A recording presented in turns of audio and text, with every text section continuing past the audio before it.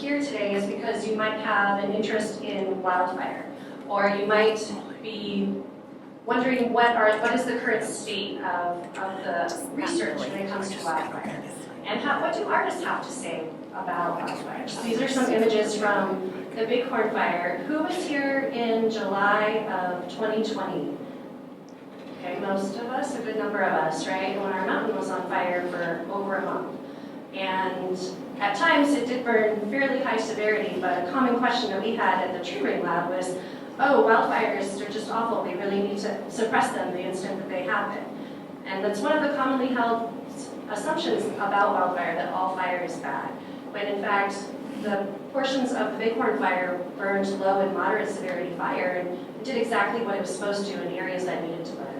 So in the media, we're confronted with a lot of images very similar to this. The one that's very striking to me was the saguaros with the smoke. For those of us who hear, the sky was really hard to be outside, and the smoke was really heavy. And if you lived close enough to the mountain, you could see these airplanes going pretty steadily, the airplanes and helicopters dropping the fire retardant on the mountain, and it left a mark on the mountain, which is this strip of red that you saw. And we're most familiar when we think of wildfires, we think of this bottom image of total destruction. So these are some of the images that we pulled together just from the Bighorn Fire that we wanted to share. So jumping in, we're going to start with our panels to introduce themselves, and I'm going to pass over the microphone, and we're going to start with Dana. Thank you. Thanks for coming, everyone. Just a short introduction. I'm Dana Fritz, Hickson Lee Professor of Art and Center for Great Plains Studies Fellow at University of Nebraska-Lincoln. And I feel like I'm a bit of an interloper here, as I don't live in Tucson, but I do want to note that I lived in Tempe for 6 years during and after graduate school, and I have a deep love for the Sonoran Desert and the higher elevation forests around here. So it may seem like I don't come from a place where fire is a force we must contend with. However, most of Nebraska is currently in record drought, and 2022 was our second worst wildfire year on record. As an artist, I gravitate to projects about how we shape and represent the land. And after I finished this book about Nebraska's hand-planted forest, 2 wildfires consumed half the living trees in the 20,000-acre planted area. And so while fire was always a possibility, I never imagined that my book would instantly become the most complete examination of the forest as it was before such an enormous transformation. So 2 large fires in 2022 burned many of the trees in the cover photograph, and also the fire tower I stood on when I made the picture.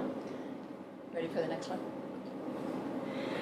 So I also just finished a related project that I brought with me, if anyone wants to see it later, that follows seedlings that were grown at Nebraska's Bessie Nursery.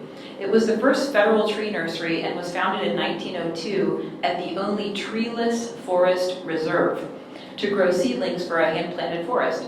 So soon after, the nursery began producing seedlings for reforestation in other national forests. This seedling production continues today with over 1 million trees produced annually. Photographs in my artist book, Reforest, loop between the nursery, sites of catastrophic wildfire and beetle infestation, and sites of reforestation with trees from Bessie Nursery. Up here, the left photograph is a seasonal worker and a conveyor belt packing seedlings for cold storage. And on the right, a photograph from the 2020 Mullen Fire scar in Medicine Bow National Forest with a naturally regenerated lodgepole pine seedling in the foreground that I was really surprised to see. Photographs from both of these projects are actually installed at the Laboratory of Tree Ring Research right now. And Rachel, if you could pick up your microphone. Okay, so I'm an ecologist here in the School of Natural Resources and the Environment, and I've actually traveled all over the country studying fire, not always wildfire. So I lived in the Pacific Northwest and studied prairie ecosystems that were shaped by anthropogenic fire. I lived on the East Coast and looked at wildland pine forests that are maintained by fire, and then I moved to Arizona, northern Arizona. So I'm a new returning person to Tucson. I did my undergraduate degree here years ago, now I'm back.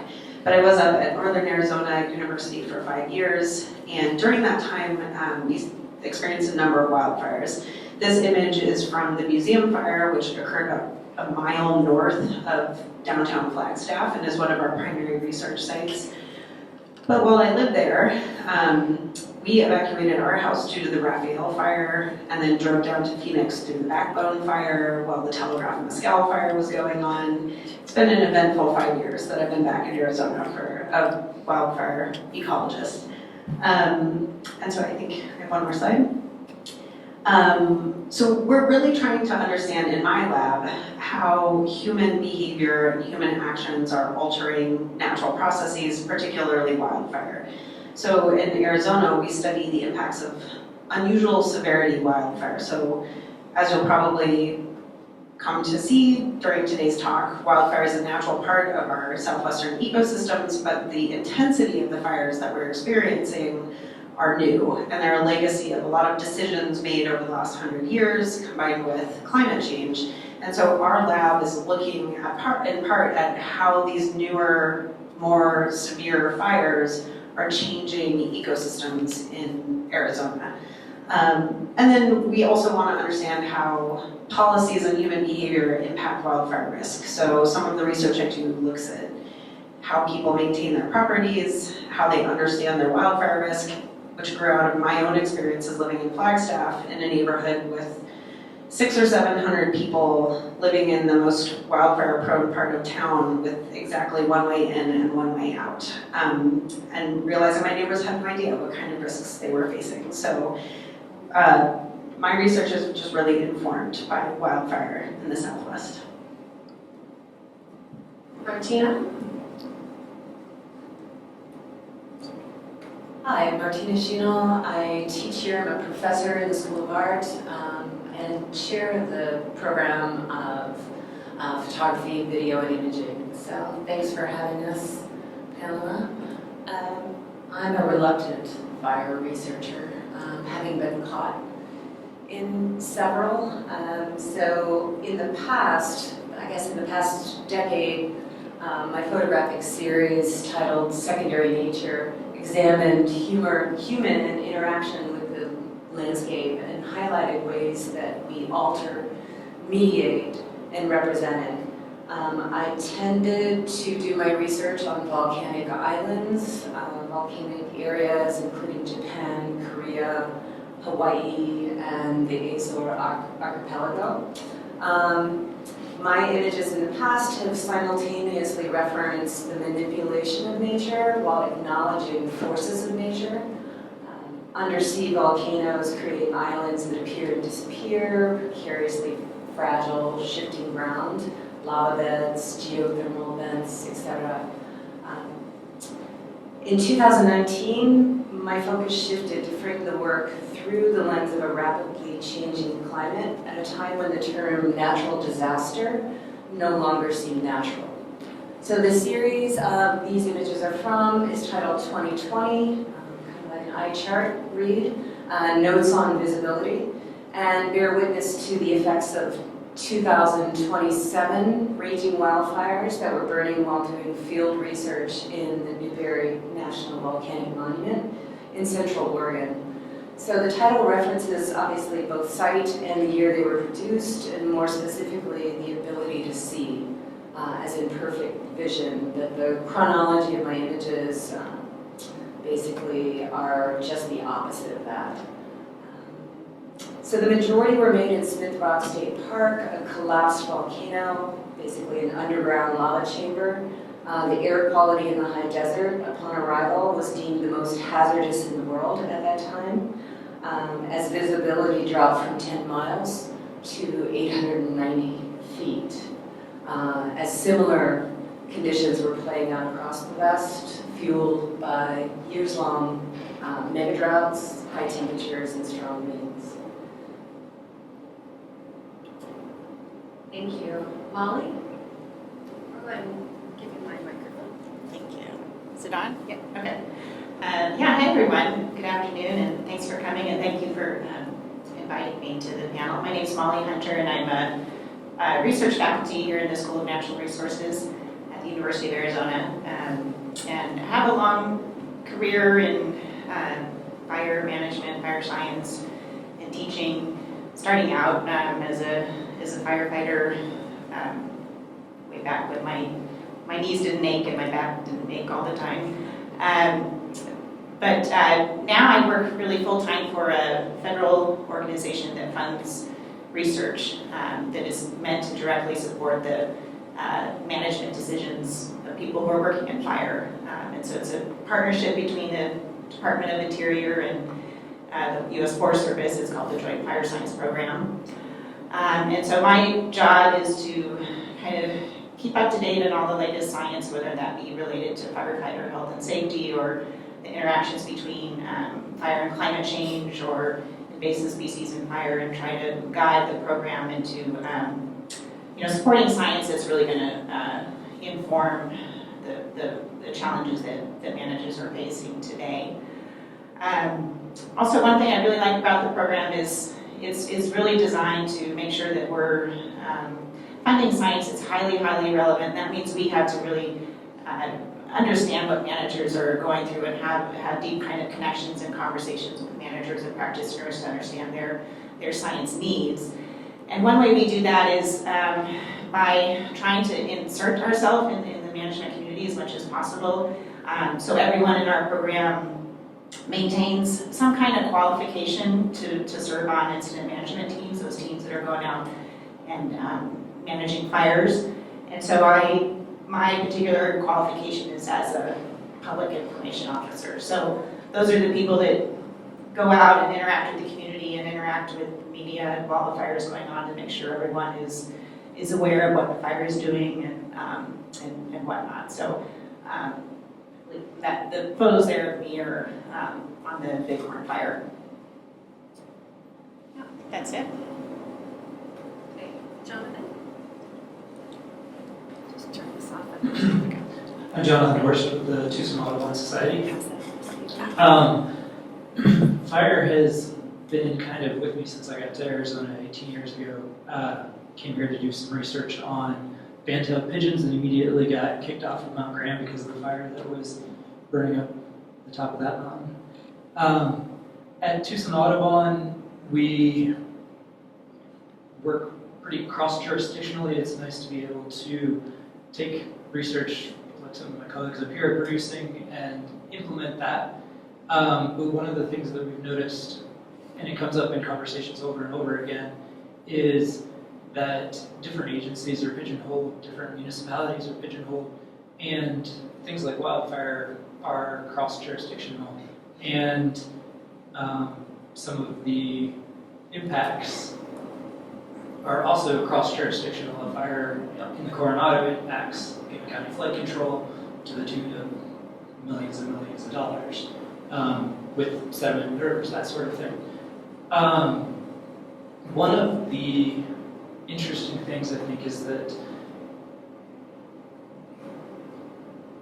we have kind of come into working on fire issues sideways.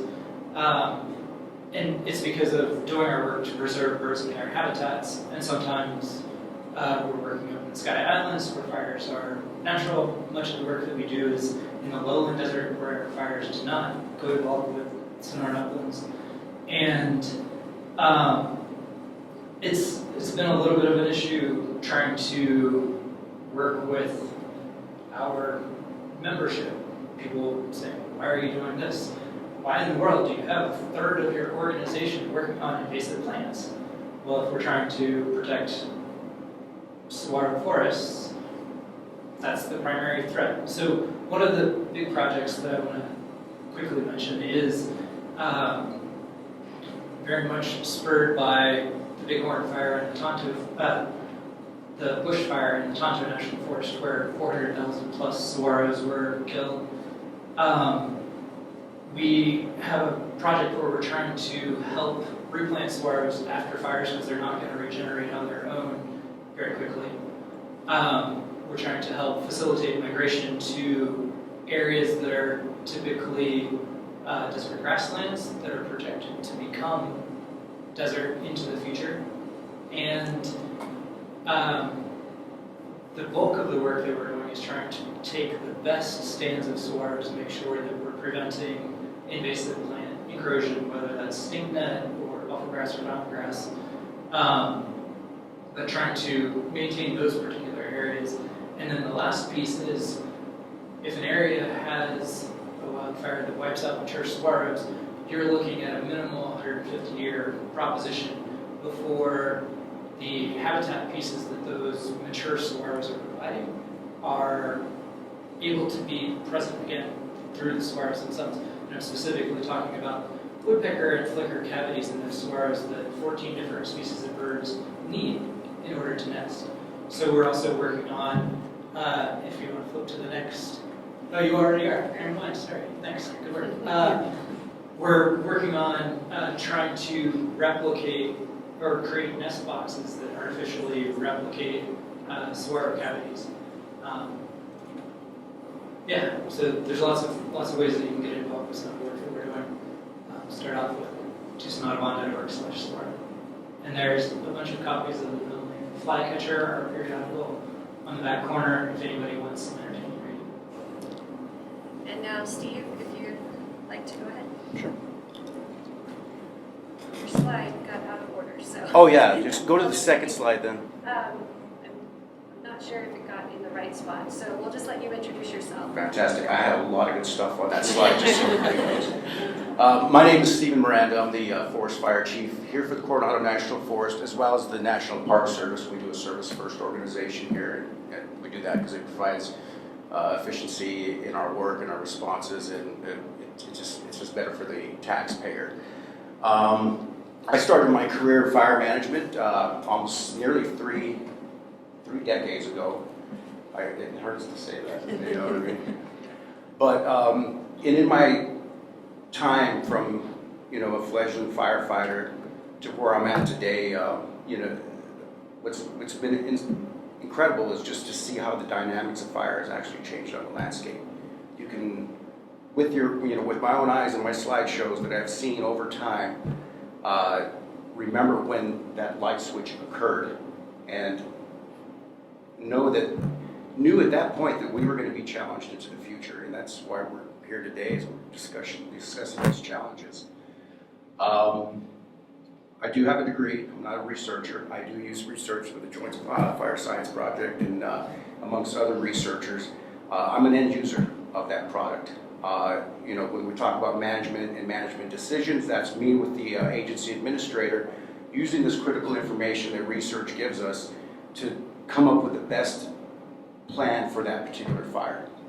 And sometimes, our backs are against the wall. The Bighorn was a challenging one, as you all, we're here in 2020. It was quite challenging. There's very little places where we can put our hooks into the fire on that landscape. Once it reaches a certain point, there's not a lot of good control features, and we tend to go back into a more defensive posture at times.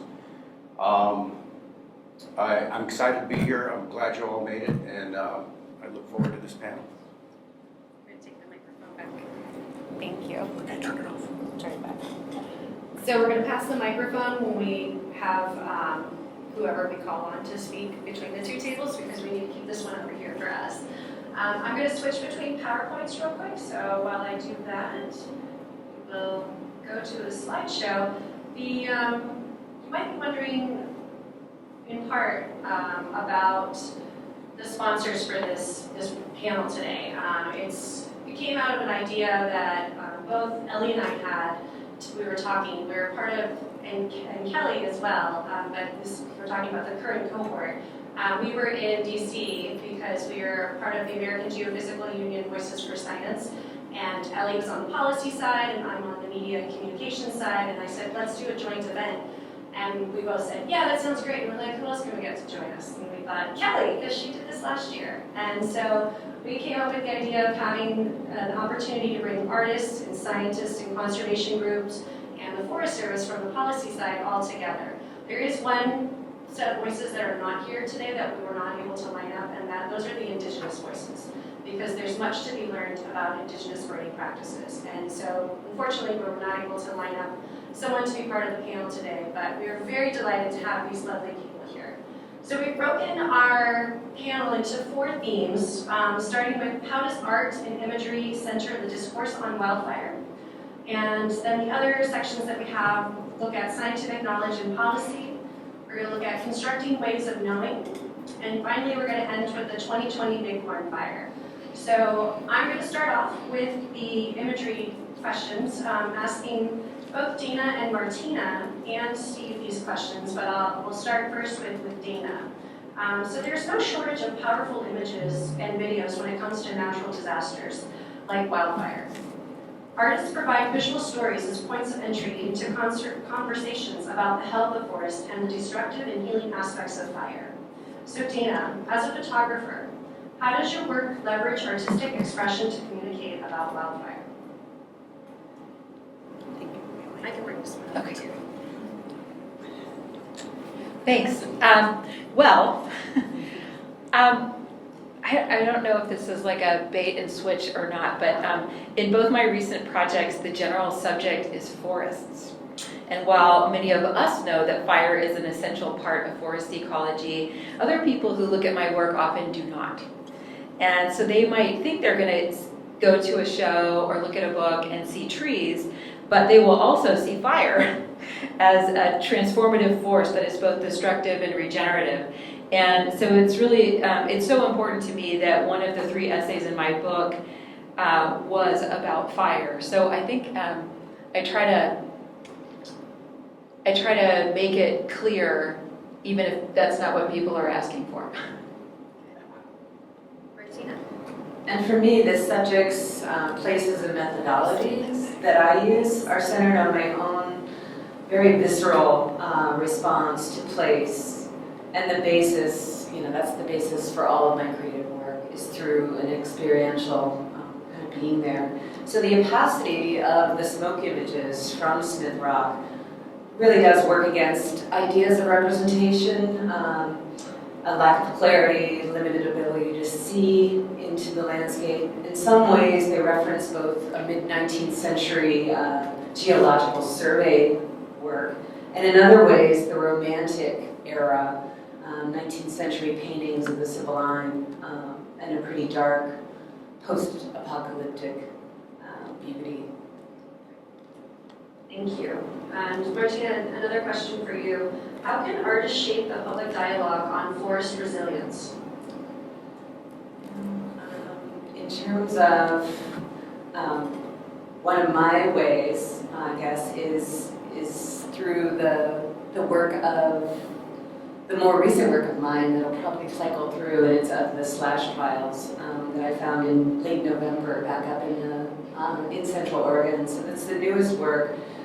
And while my normal subject matter would be volcanoes and sort of as iconic and images of strangely beauty and potential catastrophe always lurking, the slash files are, in a way, finding those were up there at the time in late November on public lands, and seeing the forest being thinned, burned, pre-burned, controlled burns, and these incredible piles that were like small villages. I just saw them as habitats for every creature. Like I was sure that fox were in there. Everything I wanted to see animal-wise was hiding in there. It had snowed the day after, about 8 to 10 inches, so they were all covered with snow. So my window of opportunity, strangely enough, was very, very tight. And I did look up, the burns started about a week after that in that area. So, the idea of the thinning and prescribed burns as kind of renewed efforts in the West seemed to favor abandoning every fire suppression strategy and looking, it was proof positive that they were looking at creating more resilient forest ecologies in, a rapidly warming climate. So what once would have probably, I would have reacted potentially negatively to, I saw it having been through the Bighorn and then the fires in Central Oregon, I saw it as just this ray of hope.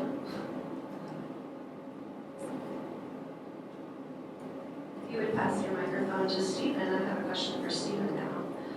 So there's great potential for artists and scientists to work together to frame information about wildfire in a way that removes barriers and allows for creative communication about wildfire science and the role it plays in public perception. Would you tell us, Stephen, how the U.S. Forest Services work with artists and photojournalists to communicate the decision-making process and policies regarding wildfire? I would say that as far as the use of artists, that's a real untapped energy and potentially very powerful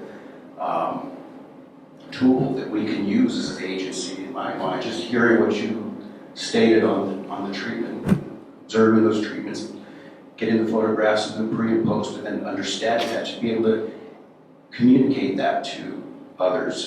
Because I think at times the public gets tired of seeing us in front and telling them.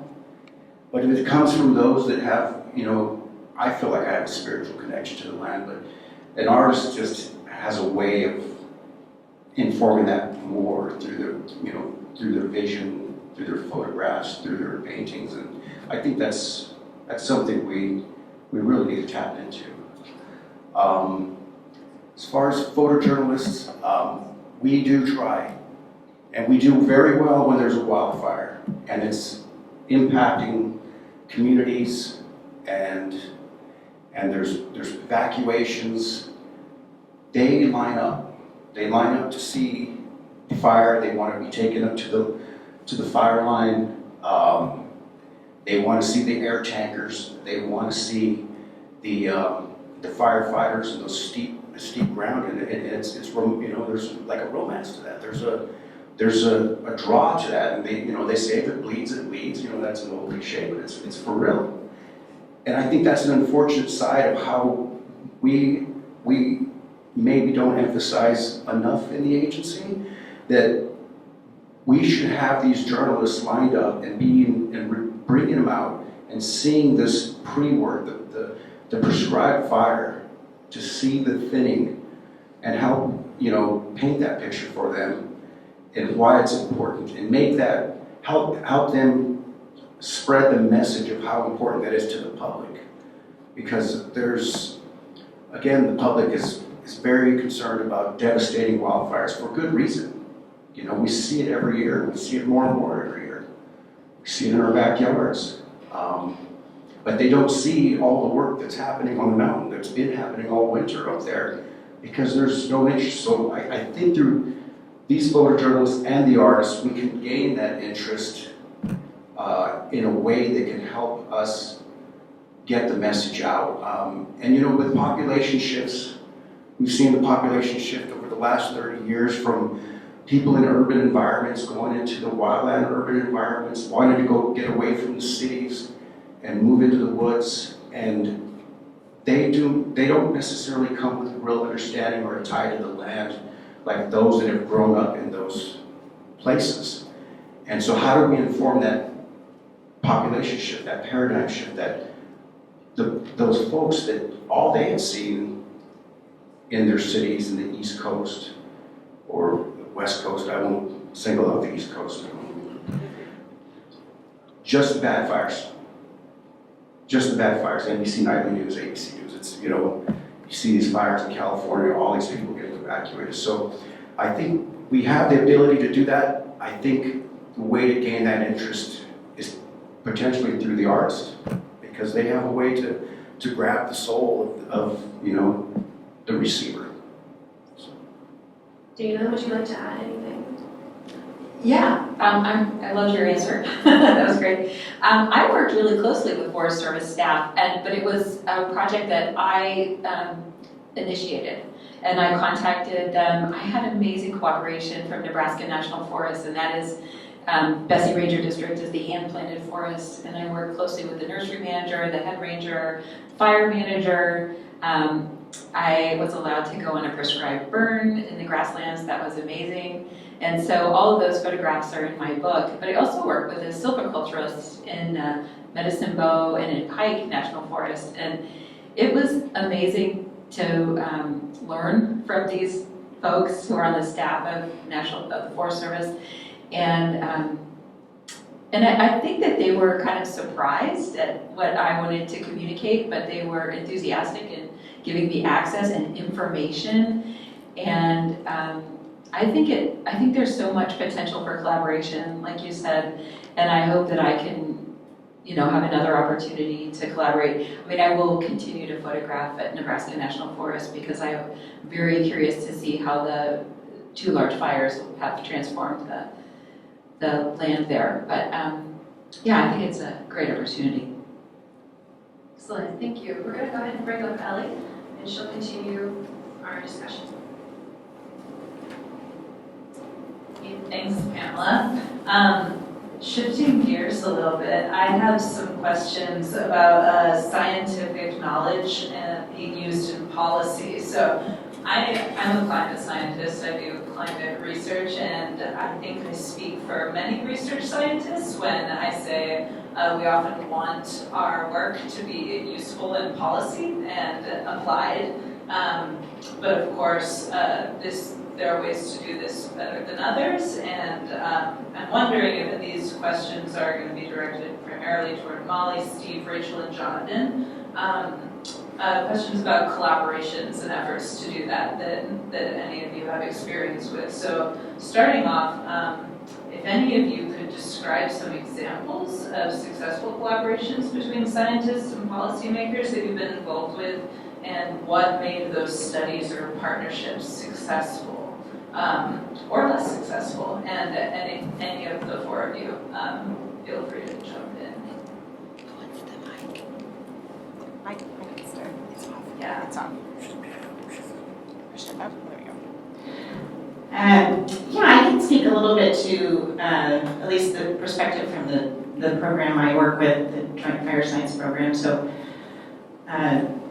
several years ago, they asked me to do sort of an evaluation of the program, the science that they funded. So they've been around for 20 years, and the basic question was, what has happened to that science? Has anyone used it, or is it sitting on a shelf, or how is it being used, if it is being used? So I did kind of a deep dive into a handful of projects that we funded over time, and I interviewed scientists that we funded and sort of asked them about their process in going about their research and reaching out to managers. And then I interviewed managers that were, housed in regions where the science was conducted, and just basically asked, have you heard of this, first of all? And if so, do you use it? If you do, how do you use it? If you don't use it, why? And a common theme, and it's probably not surprising, is that science gets used, and it's really useful when there's a really strong collaboration, really strong relationship between the scientist and the end user. And in particular, when I heard stories about, the scientist, they came to us, even before the research started, they asked us what we needed. We helped kind of craft the question. They invited us out to the field with them. We all kind of talked about things together. And then when it was done, before we ever published, we asked them, are the findings that we're seeing, is this kind of what you're after and what you need, or does this need to be packaged in a different way? So it's that really kind of deep collaboration that helps craft the science so that it's addressing the manager's needs, but also builds that trust that the manager said, oh, this person did that science, I know that person, I trust it, I can use it, and I know it's good stuff. So. Great, yeah. Pass it on down. Love to hear from Barbie. So for me, in working with the scientists and researchers, a lot of the information I receive is through publications like your organization. But one successful interaction that I have had personally was as we started seeing the fire environment changing, rapidly, and and fires getting bigger, they're bigger, they're faster, they're stronger.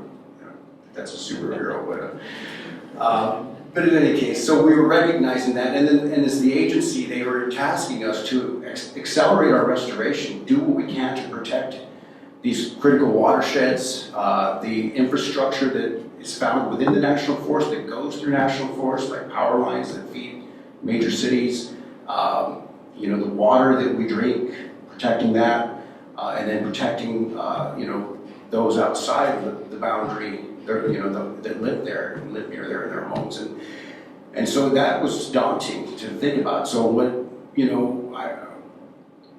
I did work in northern New Mexico. That's where I came from prior to coming here, and there's a national laboratory, Los Alamos National Laboratory there. There's physicists, there's scientists, there's researchers of all kinds there, and I thought I need to have a conversation with these guys because they do remote sensing on a whole new level.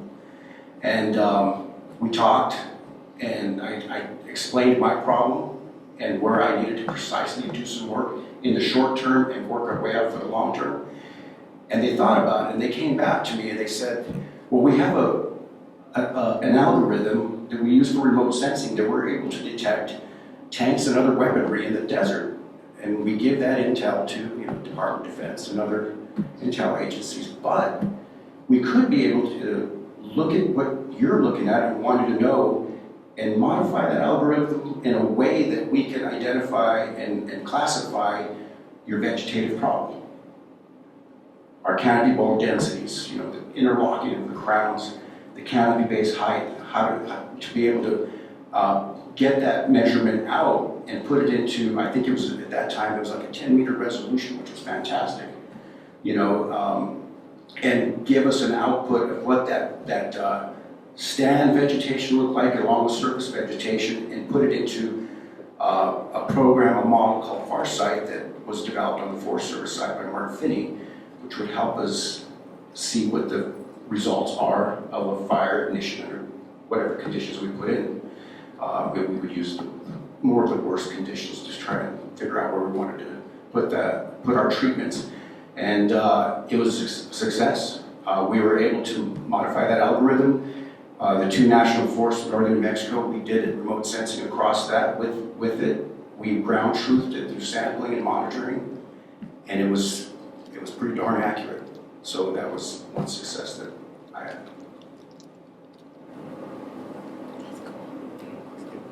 I think the best local example I know of is the Sonora Desert Cooperative Weed Management Area, where there's a constant two-way conversation between all the different land managers saying, these are our problems, who's figuring out good ways to address these, and all the academics in Merck being like, hey, I'm working on this and I'm working on that, and it's going to change this.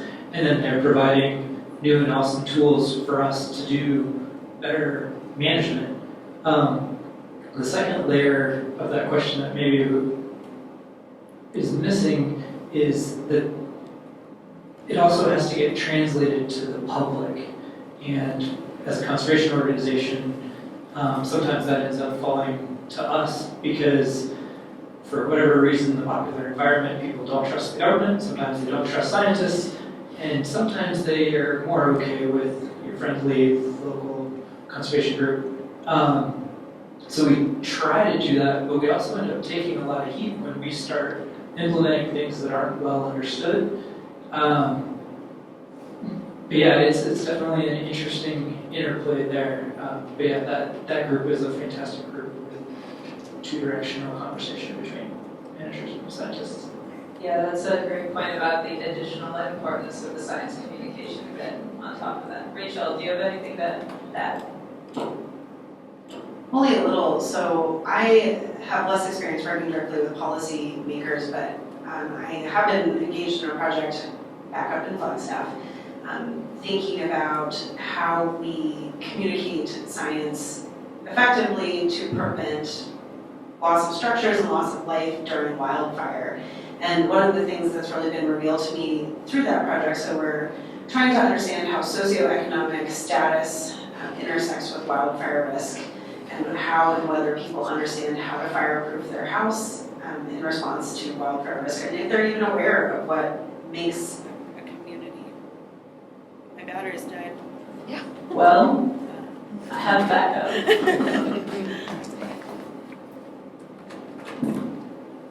Okay, yeah. So what makes a community at risk from wildfire? And what we're finding there is there's a ton of interest at the community level and the policymaker level and the management level to learn these things. And we're trying to work on sort of moving up and down the ladder. How do we reach the communities that may be hesitant to work with scientists and to work with policymakers? What are the inroads into those types of communities? So that can be things like homeowners associations or like cultural groups. And then how do we translate that information back up the ladder to policymakers in a way that leads to protections for everybody? So we're sort of working at the interface of research and policy in a way that we're hoping will make people in Flagstaff more knowledgeable and safer in the face of increasing wildfire threat. Great, thanks. This does it? Yes. I learned a lot from your answers, and I'm sure others did in the room too, so thank you. On this topic too, I'm wondering if any of you, any of the four of you have any ideas or thoughts on current issues in wildfire, wildfire research or management that could be addressed well. I hope. Is this working now? No. That one doesn't work now.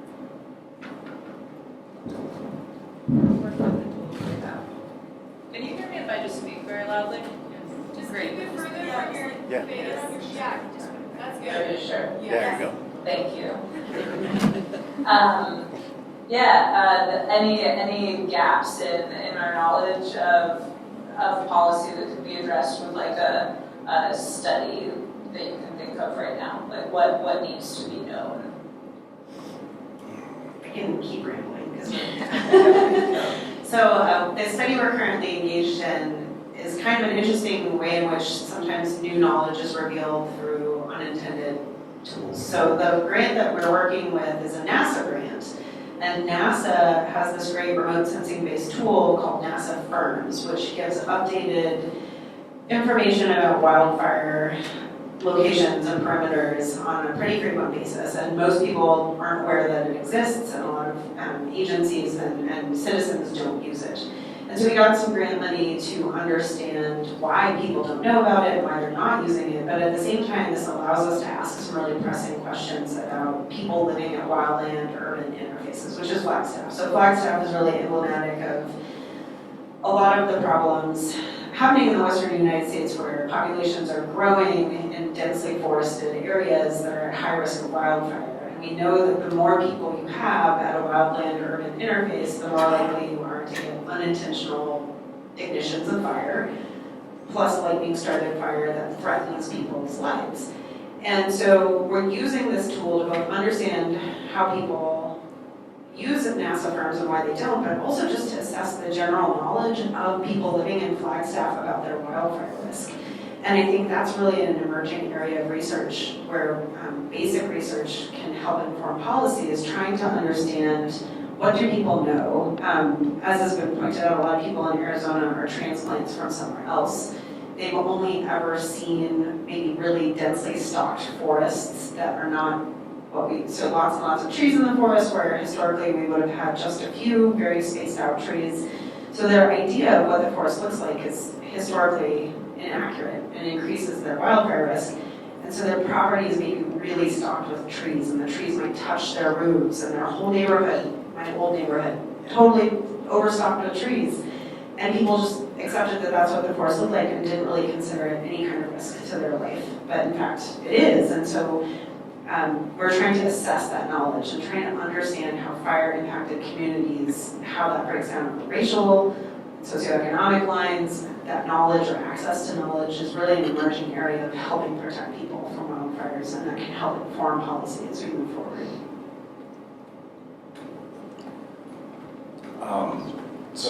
That's an interesting point you bring about the densely stocked trees when folks come in and that's what we get that, don't cut down my trees, but, and then you try to show them historical photos and it doesn't sit right with them many times. But I think, you know, for me as an end user, from research and how can I put this? It's like drinking from a fire hose. There is a lot of research out there, so much, you know, and it's constantly coming out. So for me to pull something aside and say this is what's important, this isn't important, it's very difficult for me to figure out that. You know, for me it'd be like a nice clearinghouse of where this research is when it's coming in. As far as policy and policymaking, I'm not a policymaker, I'm a policy implementer. But I think at times when research shows something, we are slow in change as an agency and as the federal government. It's a big ship, and that ship moves very slowly, or it turns very slowly. And that's what challenges us. And we have to get better because the changing fire environment is changing much more rapidly than our policies are keeping up, you know. So it always seems like we're in crisis mode, or it feels that way for me at least. And I hope my supervisor doesn't see this video, but it does feel that way at times. You know, I'm being real. That's what it's like. So, and then on top of that, research for wildlife species. You know, again, agencies are very good at protecting certain species, while sometimes forgetting about the ecosystem as a whole, so that creates challenges. And then for us to understand, me as an implementer in making a management decision and following through that decision, say on suppression action, for example, spotted owl. When spotted owl was listed, the challenges we had, because was it biologists, researchers, whatever, they were saying, protect the habitat. You tell a firefighter to protect something, that means stopping the fire. That means, because I'm not a biologist, so we were out there and we were looking to where these packs were, these owl packs, and protecting those owl packs. Until we sat down and looked at more research and saw that low intensity fire within spotted owl habitat is actually beneficial for them. You know, so that research was done. But how many fires did we get on and risk and increase exposure in order to protect that species? Well, I don't know, probably a lot, because it was new and it was like a fire hose. There was more information coming, a lot of demands, a lot of litigation, but research is so critical for us to be able to make these policy changes, and I do hope as an agency that we can become more nimble, and then in turn have the public become nimble with us, because as policy changes, we have to inform the public and people get comfortable with particular policies. Wildfire, for example, we naturally ignited fires. At times, given the conditions, we can allow it to burn. Given the right conditions, the right place, we right resources, but some don't like that because it's wildfire, and the perception that all wildfire is bad is out there. It is out there, and it's troublesome to us. So. Yeah, those are great response. We're going to switch gears in just one second. Molly, do you have anything to add before we do? I can, or if you're ready to go on. Go ahead. Okay. Yeah, I think one thing that, it's not just one thing, it's a big thing that is that we're focused on is, you know, all of the strategies that we have now are based on these well-designed studies that have looked at the effects of thinning and prescribed fire and invasive species management and whatnot. So can we design new studies? Yes. But what we're facing now is just dramatic, fundamental change in ecosystems. And I think scientists can help can design studies to look at strategies that might work in the future, but it can't be science-led. These kind of, how we develop these strategies really has to start with these deep conversations about what do we value about these landscapes? What do we want them to look like going forward? What's going to be feasible? And not only from it, you know, scientists can help relay what's going to be feasible, but We need people like Steve to say, what's gonna be feasible from a management perspective? Can we really, how many firefighters are we gonna need to really implement some shared vision? So what we're trying to think about is, from a science funding organization, is not just to fund a study to say, go look at some strategies and monitor them and tell us what you find, but how do we kind of jumpstart those crucial initial conversations that are needed among multiple partners to say, these are the strategies that we want to try. Then we can design a study to kind of monitor them and, you know, implement them and monitor them and see how they work in the future. Awesome. Yeah, super insightful responses from everyone. We're going to switch gears now a little bit to talk about constructing ways of knowing around fire, and Kelly is going to join that.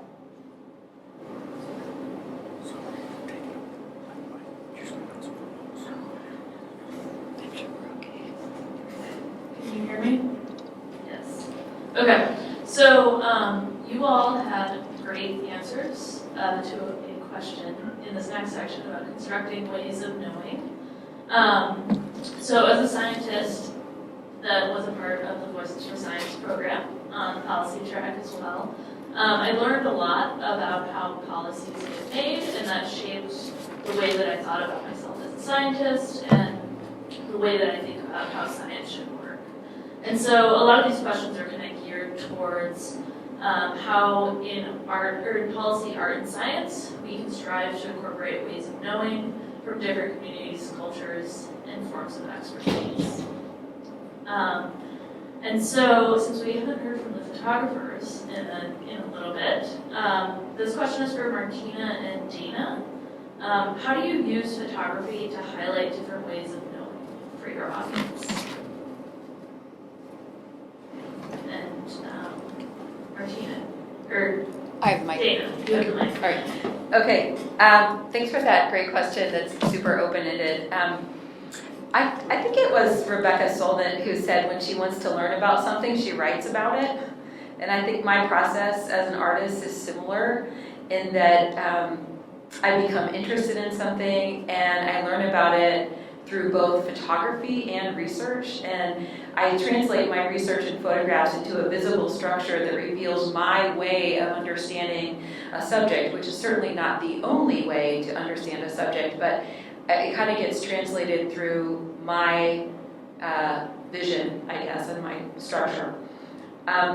So my recent work is a combination of conservation, documentary, landscape, and conceptual approaches to photography.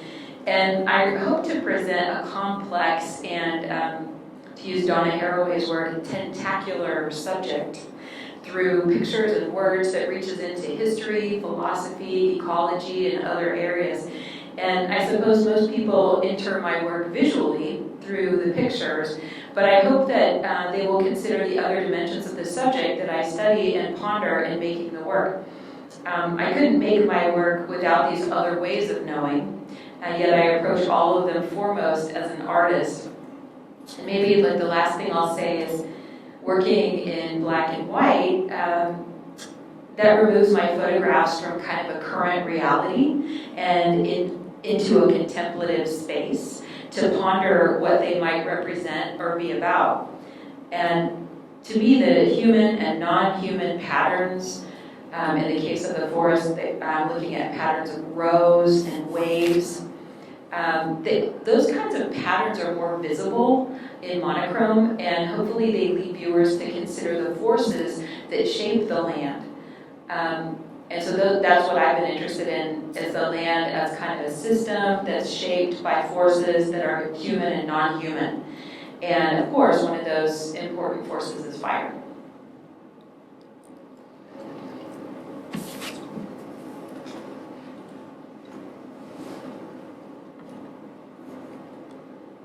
So in terms of using photography, I haven't always used it. I've used lots of other art processes, from printmaking to sculpture to cinema, etc. But in terms of photographic representation, I find it really the most direct. cameras are the most direct tool for me. They're the most streamlined, let's say, right out front. But what I try and do with the camera is tease out the garies of the traces in front of me. So always thinking about what's in front of the camera, that trace.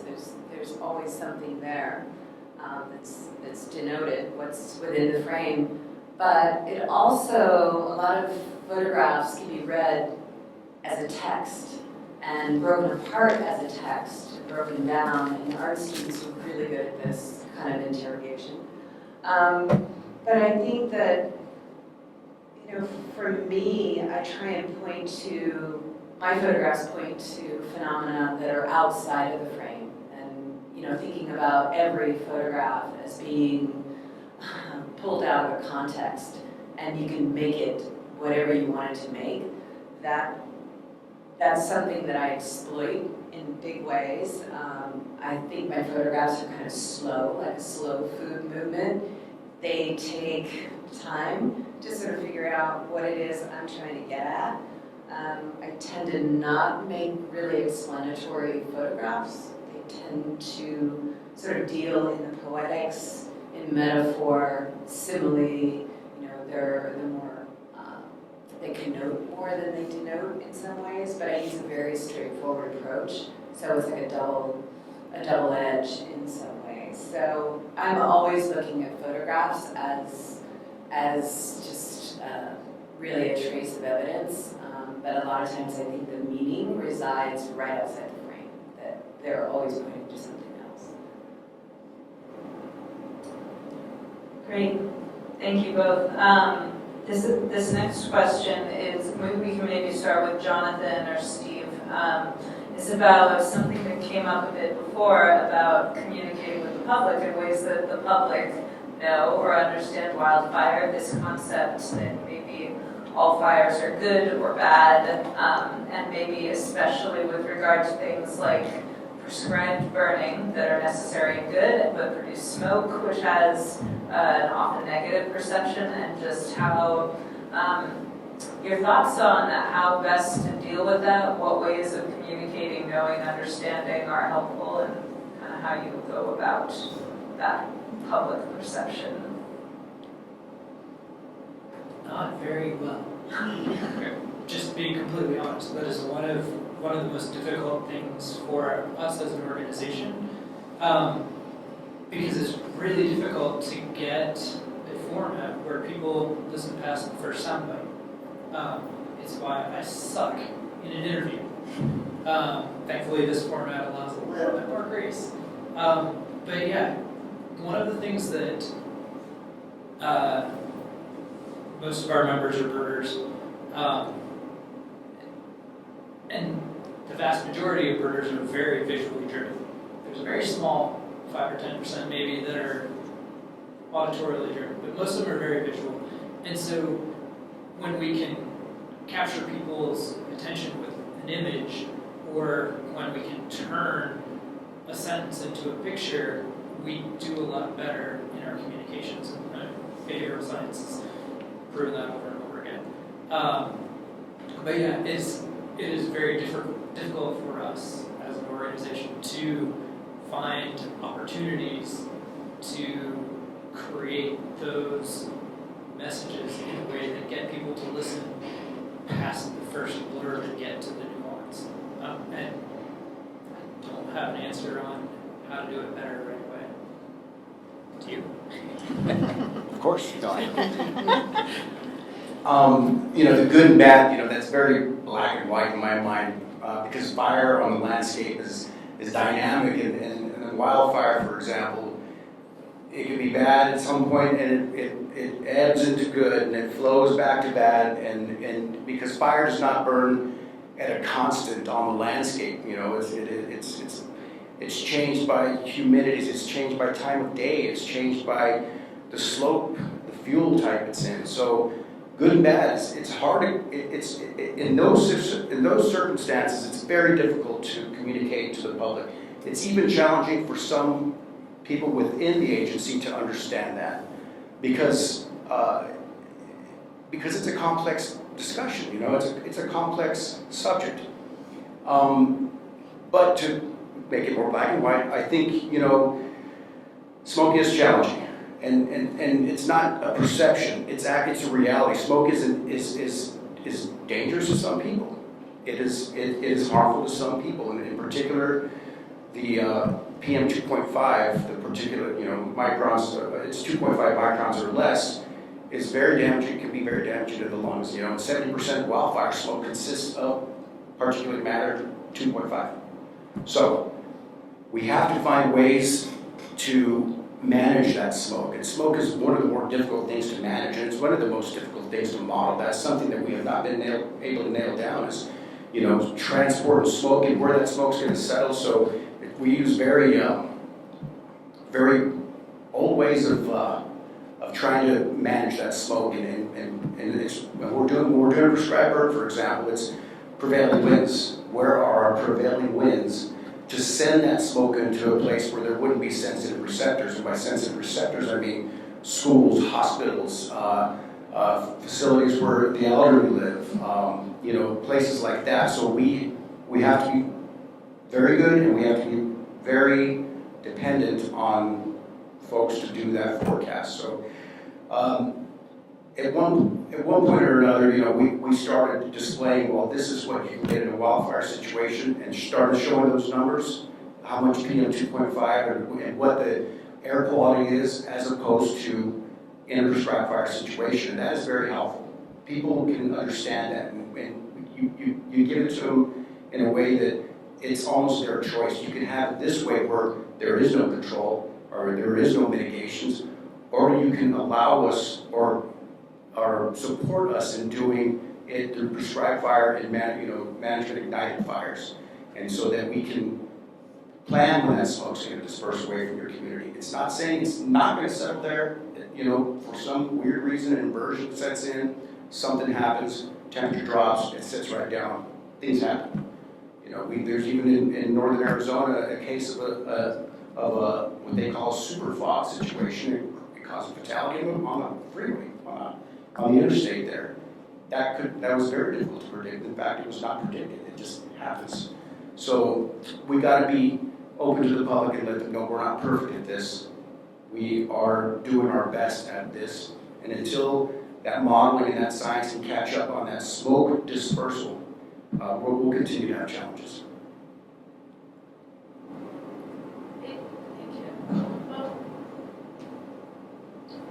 So I think in the interest of time, we're going to move on to talking about the Bighorn Fire. So as Pamela mentioned at the beginning of this, in June of 2020, while we were all experiencing a global pandemic, a lightning strike from a summer storm ignited a wildfire in the Catalina Mountains. And when it was finally put out in late July of 2020, the Bighorn Fire had consumed almost 120,000 acres, the largest blaze ever recorded in the Catalina Mountains or anywhere else in the county. And many people assume that almost the 1,200 acres were severely burned and reduced to ash, but we know that large swaths of the forests were unburned or saw only low-intensity fire activity. So understanding how our mountain ecosystems respond to fire and other stresses should help in the development and management of these systems to make them more resilient. So a lot of these questions are about the resilience of our local ecosystems. And many of these will be directed towards Rachel and Jonathan, but if we have time, I might open the floor to anyone else on the panel. So the first question is for Rachel. I'm wondering if you could talk to us about the role of invasive plant species and long-term fire suppression in the behavior of that particular fire or other fires in the area, and especially at the wildland-urban interface. Oh, I can shout.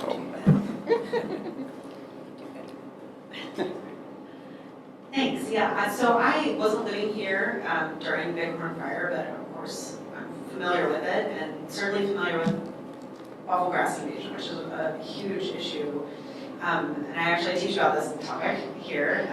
So invasive plants are just a really, the wildfire environment that we see across the Southwest and across the Western United States is really a legacy of a lot of decisions that have been made over the last century. So historic grazing, historic fire suppression, and then intentional and sometimes unintentional introductions of species. And here in the Southwestern desert, a lot of the species that we now know to be very problematic have actually been intentional introductions to improve livestock grazing. And so species that never evolved here, usually they were imported from somewhere like Africa or Eurasia, were brought here to help feed more cattle.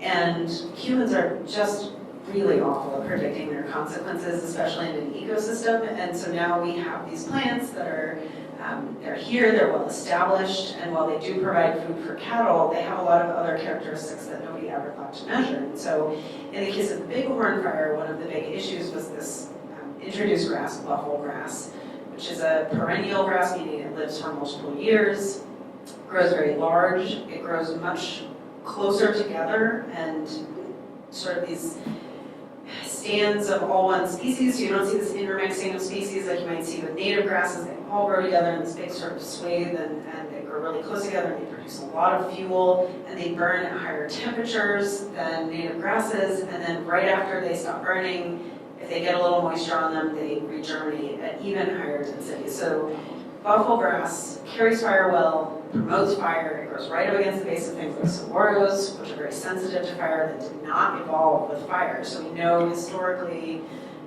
the Sonoran Desert probably burned every 300 to 500 years, very rarely, and for very small areas carried by native grasses due to lightning strikes. So these large-scale fires like the Bighorn Fire that we're seeing are not what we would consider normal or natural parts of the landscape. They're really fueled by these invasive species. And we see this in other ecosystems as well, where unintentional introductions fundamentally change the process of the ecosystem. And oftentimes that's a tree introduction introduces fire where there's never been, or the fire burns differently. But the Bighorn Fire, I think the biggest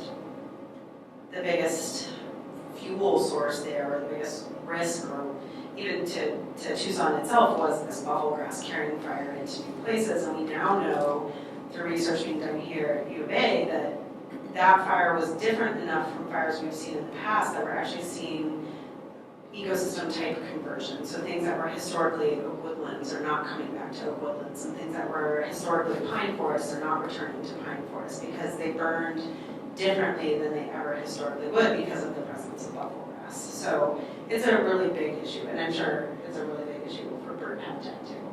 Yeah, your turn. Yeah, I guess the main thing that I would add is there's a suite of species invasives across the elevational gradient, and each of them acted a little bit different. Like a lot of the western side of the Catalinas were spread from little field patch to field patch by Lamb's glove grass, and blanking out on the annual red rowan, yeah. And all of them come back more dense afterwards and have a very, very long-lasting impact because a lot of our native grass seeds germinate in the shade, and a lot of the non-native grasses only germinate when there's light. So not only does an existing buffalo grass plant, after it burns off, come back quicker and more hardy, and it has reduced competition, but all of its seeds that might have survived that fire are more able to germinate because they're now exposed to light. And that also then impacts the source of our management activities, like how we do buffalo grass control, whether you're manual removal or chemical removal, all that sort of thing. Great, those were both wonderful and very detailed answers, so thank you for that. I'm wondering if you could comment on what you would describe as a resilient Sonoran Desert landscape, and what roles restoration versus adaptive management or adaptation play in getting us to that resilient landscape.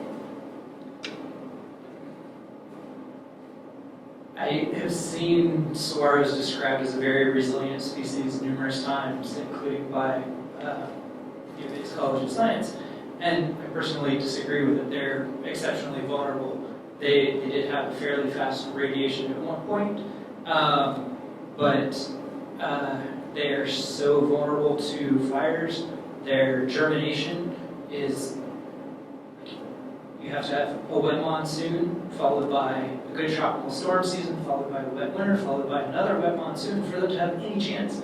And we've had that cycle once in the last 30 years, right? And then a seed's got it only lasts a year for a saguaro. So a seed has to be in the right spot, in that right set of years, under a nurse plant. Like, it's just incredibly difficult for little saguaros to establish. So, as a whole, the Sonoran Desert is not very resilient. It is kind of prone to type conversion when you've got invasive plants coming in, and in a lot of ways it feels to me like, which is weird for me to say feels instead of think, but it feels like human intervention is absolutely necessary to protect certain swaths of especially Sonoran Desert conflict. Yeah, I don't have a good answer to this one. I think one of the things we're seeing is these tight conversions of ecosystems occurring all over the place. And with things like saguaros, but also thinking about ponderosa pine trees in the northern portions of Arizona and at higher elevations in southern Arizona, those adults that we see on the landscape are the legacy of things that happened 100 or 200 or 500 years ago. And the time that it takes to regenerate something like that is, the order of centuries, and it may never happen without human intervention. So even in the ponderosa pine, we don't know, similar to saguaros, actually ponderosa pine are very difficult to get to germinate. They need all the right conditions at the right time with little competition from grass, which was historically more common due to weather patterns and frequent fire. And so without people planting them, we're not sure that those pines are going to necessarily regenerate in the way that they have historically. And so all of these ecosystems that are facing invasive species and altered fire regimes, other than carefully managing for invasive species as best we can, through adding fire back onto the landscape where it's appropriate, or very carefully protecting against fire where we can't remove invasive species, I think that's management is the only way forward for protecting things like this sort of desert. Great, thank you. So it sounds like we have 2 votes for management, strong human intervention. Before I turn things over to Pamela, I wanted to give anyone else an opportunity to comment on how they, what they think a resilient Sonoran Desert landscape would be, and whether or not human intervention is totally necessary. Not to put anybody on the spot. Or if you have a plug for an opportunity for folks in this room to get involved in a project you're on.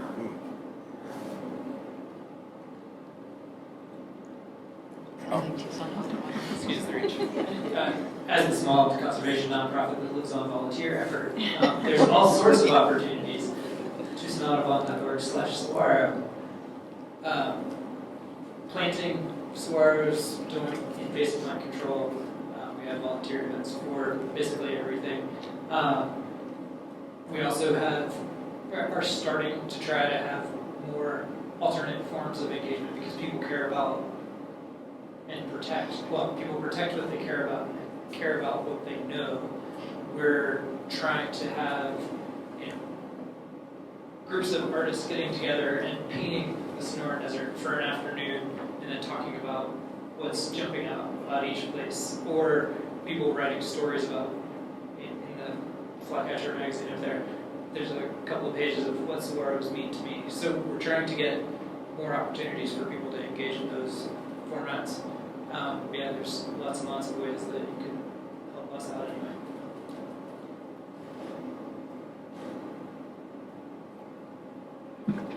We pay the Forest Service. But USAjobs.gov. I would say that for us, you know, I'm always recruiting, and we're in the wildfire crisis at the moment, and we need young, energetic people to come and help us work through these issues like dealing with the buffalo grass and working at our higher elevations and changing where we're headed and managing those landscapes and coming up with new and better ways and techniques of doing things. So, you know, I would encourage you to look at any kind of land management agency because, you know, we're all getting old in the agency, and it doesn't seem like there's a young group that's coming up to, you know, take the place of us, and that scares me because, you know, we definitely need to keep this going, and we need to accelerate it because we are in a crisis situation. So.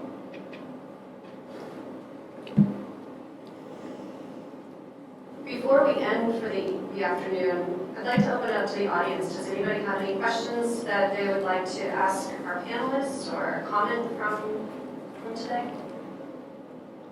Don't be shy, I'll come around with a little microphone.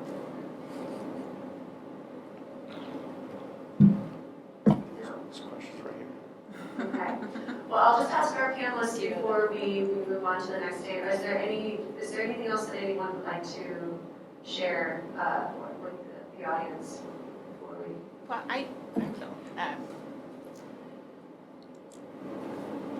Just to have more of an up note and a feel good. I want to mention that there are, there's a lot of success stories with the Bighorn Fire as well, a lot. We were talking his first fire under the COVID pandemic and successfully totally changed the way we managed incident management teams, and Stephen was involved in that. That was incredible. No one died, which is always amazing and wonderful. Town of Summer Haven, no structures damaged or destroyed. And a lot of that was because of a lot of work that the community did in cooperation with the Forest Service years and years before the fire to help protect that community. And ecologically, there are so many success stories. It's really incredible. So if you have a chance, I recommend hiking in Marshall Gulch. Is my favorite place to look at fire effects in that fire. Because it burned in the Aspen fire in, what was that? 2003. 2003. And not, it kind of, mixed severity. And after that fire, there was a bumper crop of ponderosa pine seedlings. It was a carpet. And you just knew if that grew up, that was going to turn into a dog-eared thicket and start the cycle over again. Well, what happened when the bighorn went through? It just so nicely thinned it out, and it looks incredible. So it's not all bad.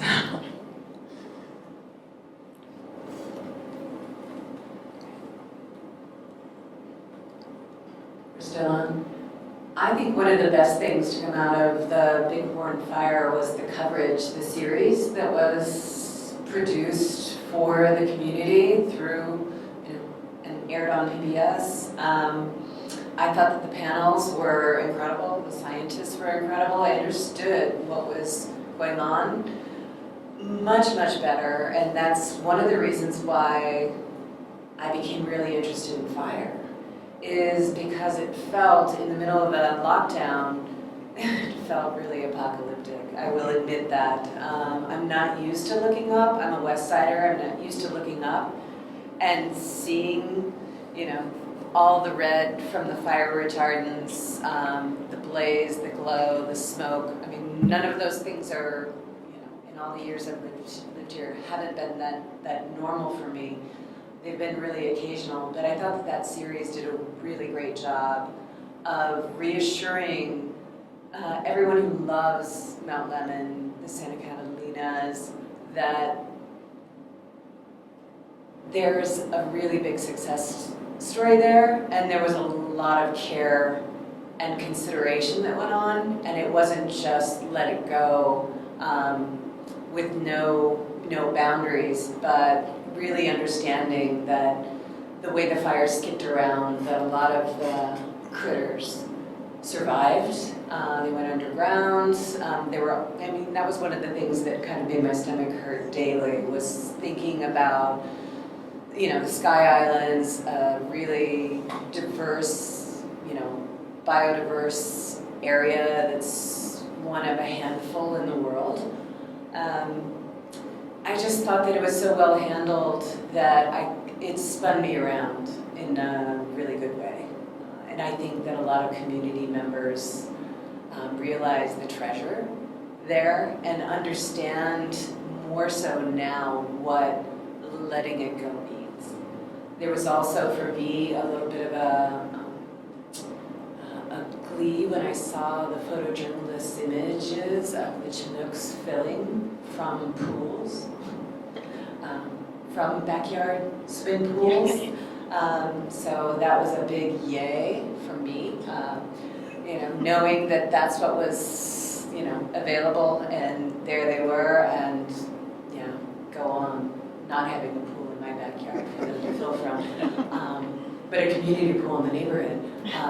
They didn't come for it, but I just thought it was so well done, really carefully, sensitively, and intelligently laid out for a community. It was pretty extraordinary. Excellent. I do have actually. Similarly, I think the Raphael fire was 2020 as well. I can't remember, they started to blend together. For those of you who were up in Flagstaff at that time, so the Raphael fire started sort of in the Oak Creek Canyon area and burned up the canyon, and that was a really interesting example of the public being really upset because firefighters were not. It had 0% containment, and that was because firefighters couldn't really access the area, and they were just letting it burn naturally. And it moved up out of the canyon, sort of onto the ridge that leads towards Flagstaff. But lots and lots of prior work thinning those forests and creating fire lines prevented it from destroying any structures or getting near Flagstaff. And so it was actually a really great success story of like a fire that could have been devastating through years of preparation was prevented from really, it was easily controlled once it moved up onto the plateau and away from that canyon. So that was a really cool success story too of management really paying off for people. So yeah, there's good stuff happening out there for sure. In my mind, one of the biggest benefits or positive outcomes of the Bighorn Fire was specifically due to its visibility to most of Tucson and Oro Valley and Oracle. The bushfire outside of Phoenix happened almost at exactly the same time. It was almost twice as big and was just far enough removed from the vast majority of people's daily lives, being off east of the city, that it didn't create the very intense public, okay, we need to do something about all of the fuels that are in the wildland-urban interface area, especially where those fuels are invasive plants. I mean, all of Maricopa County is covered in stink net, which thankfully is not very much of it here yet. When it burns, it's like noxious, caustic smoke. And goodness, it didn't light people's minds up. That fire, which was twice as big, really didn't impact the public nearly to the extent that the Bighorn Fire has here. And the number of HOAs and different community groups that are like out getting involved or trying to make their neighborhood safer is really encouraging. Excellent. Well, is there one more or two? John? Dana. Dana. Are you going to talk about this? I am. Okay. But you can talk about it if you want to. Well, I just wanted to say, I think it's hard to see from here, but I think some of my photographs were maybe cut off or something on the slideshow. So if you want to see the full frames of all the pictures, go over to the tree ring lab because they're installed on the walls and on the windows. And I think you might probably have a copy of my book, Field Guide to a Hybrid Landscape, over there. And then also, if anyone wants to see it, I have this artist book I was talking about, the one called Reforest, that had all the photographs from the nursery and fire and beetle kill areas. So really happy to share my work with anyone who's interested. And I'm here like on the crazy 3-day lecture tour. So tomorrow at noon, in person and online. And Saturday during the open house for Tucson Festival of Books I'm giving. It's approximately the same lecture, so one of them would be as good as the other. But there's an open house at the Laboratory for Reframing Research, and I'll be giving a lecture. But I understand there are scientists there answering questions, and there's a giveaway of the books and other fun stuff. And then I'm signing books at the Tucson Festival of Books, University of Nebraska Press booth at 1 o'clock on Saturday. So, and thanks to Pamela for my lecture tour here. You're welcome. Thank you all. If you could all just join me in thanking all of our panelists. Thank you all for coming.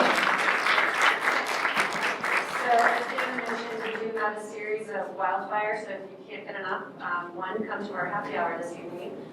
It's been sponsored in part by Crooked Tube Brewery. But we do ask that you take the survey through the QR code. We love our surveys with this. But yes, if you have availability and interest, we'd love for you to come to the happy hour, which will be shortly after this today. And as Dana mentioned, tomorrow we have a special art and science lecture at the Tree Ring Lab just down the road in Bannister 110 at noon. And the Festival of Books is Saturday and Sunday, but we are only open Saturday. So come to the Tree Ring Lab on Saturday between the hours of 10 and 2. And if you come to Dana's lecture, you have a chance to win her book. So we raffle that off. But thank you again to each one of our panelists. Please just join me again in thanking them for their time. So, have a wonderful afternoon, everyone.